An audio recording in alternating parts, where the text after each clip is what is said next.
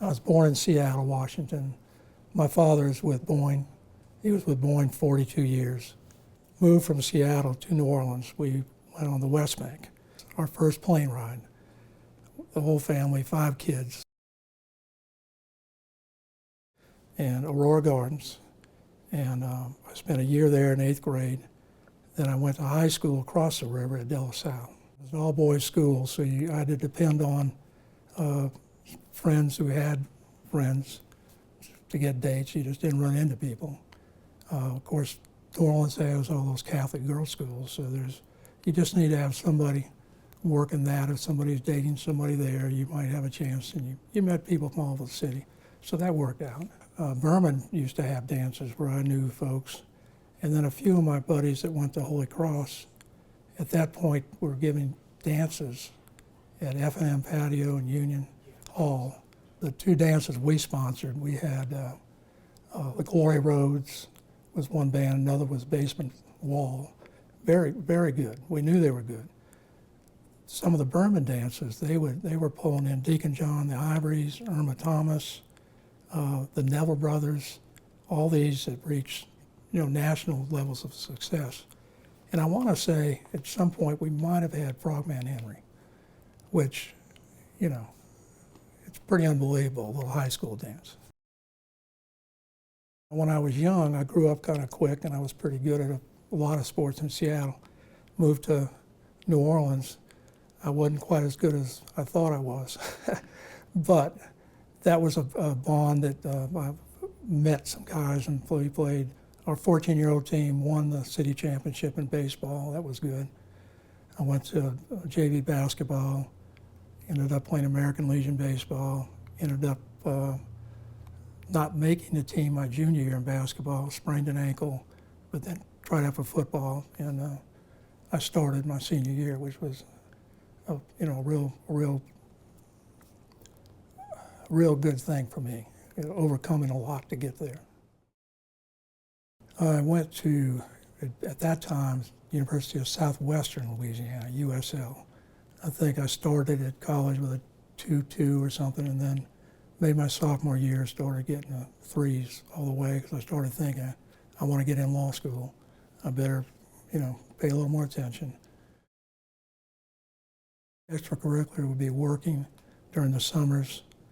I had summer jobs from range on Harvey Canal with Evans Cooperage with barrels, Celotex plant over there, which I'm hoping I don't have some of the things that we see advertised on TV. My best summer job was Boeing one summer, and that was the best job I had. And I worked offshore one summer, and we were there the year after they had the blowout on Bay Marchand, and we had a flare-up while I was there, and I was about 3 seconds from jumping off. I knew I was going to go to law school in state, so that's Loyola, Tulane, and LSU. I thought Tulane would be, it's more expensive, it's private, so I selected LSU. However, after I spent the year at LSU in a real large class, I made it through. I wasn't cut, but a third of the class was cut. I was in there and I'm going, it's because it was kind of the pressure to do this, and I wanted to get to New Orleans. So I checked in what Tulane would be. A friend had switched, and I said, how'd you do that?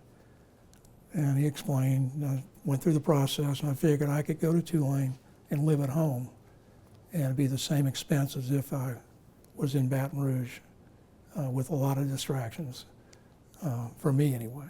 So I switched over to Tulane because I thought I'd be practicing in New Orleans, thinking Tulane would be a better school to come from. As I'm going through school to decide what type of law I wanted to practice, I think mainly what was on my mind was I need to get a job. Of course, when you're downtown New Orleans clerking, 90% of that's going to be defense work. There are a few plaintiff, downtown plaintiff firms, but 90% was defense work. That wasn't really what I wanted to do, and I think I knew I wanted to do a general practice, which guess you can go do that in New Orleans, but I didn't know how to do it. I started looking around. I interviewed New Iberia. I liked that area. I was offered a job after I was accepted for a job in Slidell. And the firm came back with me 2 years later to see if I was happy, which was a nice thing. But these guys took their chance on me, so I stayed here in St. Tammany. I went with a small firm of two-member firm in Slidell. Pat Berrigan was the city attorney and city prosecutor. Had some other civil practice. Neil Alford had property successions. I came in on a basis of just filling in anything they had for me to do, became an assistant city attorney. It wasn't any studied. I didn't know how to bring my own work in when I went to Slidell. They don't teach you that in law school. But part of it is just blending in, get part of the community, meeting people. Certainly the referrals from the two guys I work with helped me get going. Slidell was growing at the time, so that a lot of people didn't have an established attorney. I think I may have been the 18th lawyer there, and only about half of those were, say, within 10 years of my age, and then the others were a lot older. So I started this practice and began with the firm I mentioned, Alford and Berrigan, and that went on for about 5 years. Then I went in with Gus Fritchie, the city court judge. It was a 5-person firm. I was part of that. I started a family when I was about 35 years old. A lovely daughter and a great son. So that would have been, well into, I'd have 10 years practicing when that all began.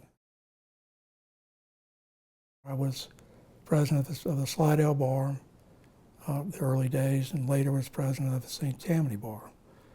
I was becoming involved, and when you're in court, watching what a judge does, I said, that seems like a nice thing to do. You get to decide.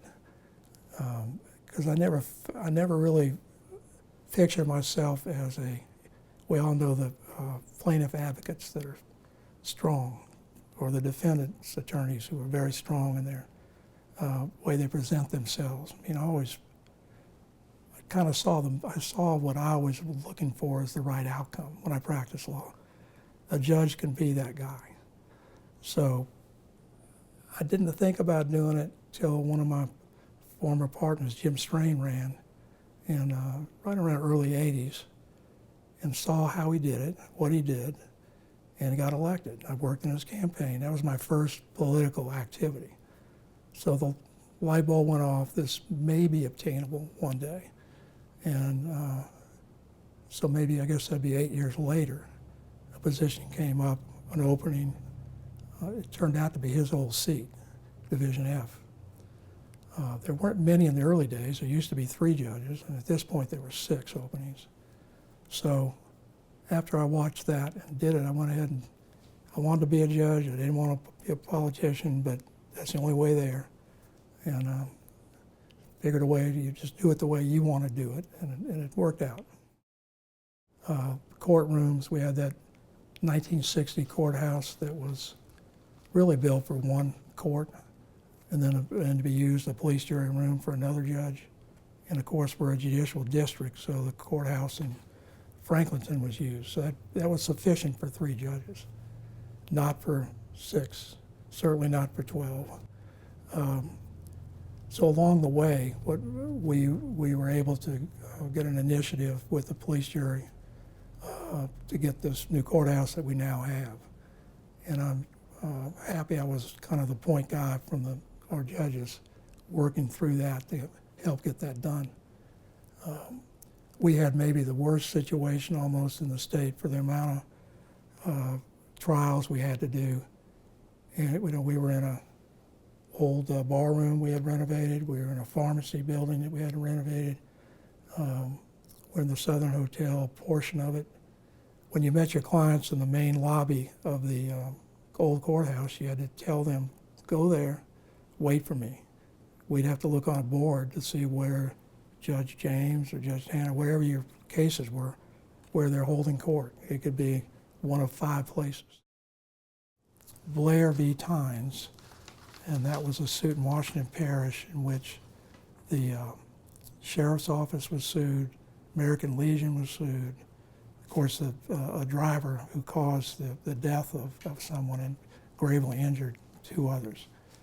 So I got into that trying to balance without the jurisprudential, and I made my findings and assessed the different levels of fault and felt, worked on it pretty hard. Court of Appeal didn't appreciate my evaluation, but I did enjoy the Supreme Court affirmed everything I'd assessed in it. So that was rewarding. You never know where these are going to go, but early in my career, that was a good feeling to have a good case affirmed. I think I'm just under 300 jury trials over my career. There was a time we tried like 3 jury trials, civil in a week. Wasn't unknown to try 2 criminal. They weren't big. Looking back, too many murder trials. Maybe 1 capital case where the capital offense was imposed by the jury, not by the judge. Wouldn't want that responsibility, but I was pleased that the Supreme Court, on the basis of being appropriate, took the death penalty away from the jury. It just, the level of the heinous didn't rise to where it should have been. We have like 5 classifications for different, when people lose their lives, and then we have categories of sentencing. So it has to fit somewhere, the appropriate spot. And only those really heinous ones should suffer that anyway. That got corrected, thank goodness. You do something for so long, some guys get off and that's it. They want to go fish, play golf, do business, whatever, travel. I enjoyed being a judge, and it was time to retire. It was nearly 30 years, but I do like taking assignments. The Supreme Court appoints folks that retired judges in cases in which they say a whole bench recuses themselves, and they need someone to come in independent to try it, and I get some of those cases. I'm on a panel, there's not a whole lot, but for any problems with recusals with our Supreme Court.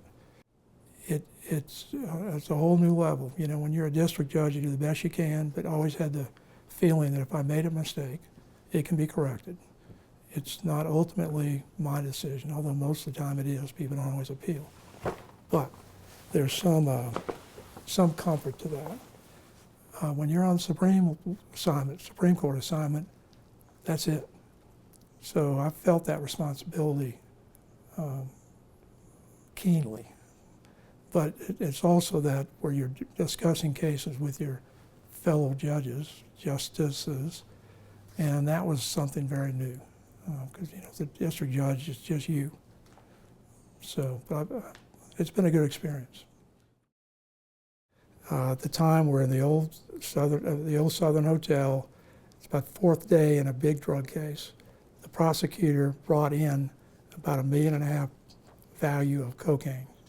And the interesting on this case, this started with a stop on I-12 where a sheriff's deputy was parked on the median, lights out, late night. He sees a car weave a little bit and trash go out the window. He goes and pulls up. There are 3 people in there. Apparently what happened, the passenger, this lady from New York, a model, had thrown out her cups and just trash. He went to swat her. When he did, the car did all of this. So ultimately, littering led to him getting very significant time in jail because of that. It probably wouldn't have been stopped. In the old days, we didn't have specialty courts, and I was able to participate in that and actually began the juvenile specialty court with the help of the Youth Service Bureau. And that was very rewarding.